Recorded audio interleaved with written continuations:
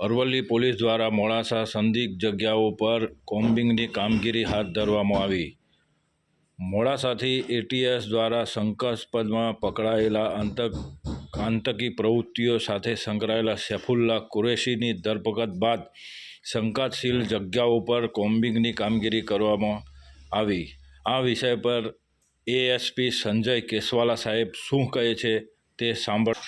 જોતા રહો અયુબ સુથાર સાથે સત્ય એક હકીકત ન્યૂઝ, અરવલ્લી મોડાસા। જેમ કે આપ સૌને ખ્યાલ છે કે તાજેતરમાં ગુજરાત એટીએસ દ્વારા એક મોડાસામાંથી એક આતંકવાદીની પણ ધરપકડ કરવામાં આવી છે, જેની પૂછતાછ ચાલુ છે।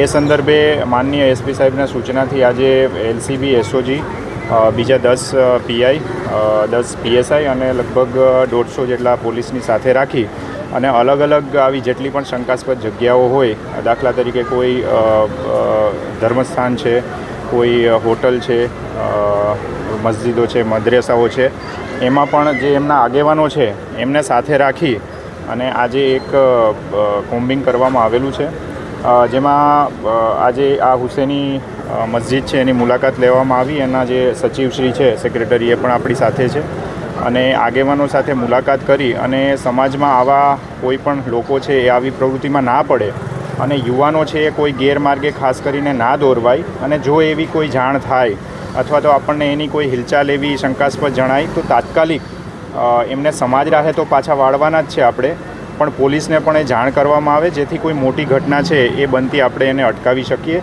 એ જ રીતે આજે આ કોમ્બિંગ હાથ ધરવામાં આવ્યું છે અને સમાજના આગેવાનો જોડે એ પ્રકારની ચર્ચા કરવામાં આવી છે।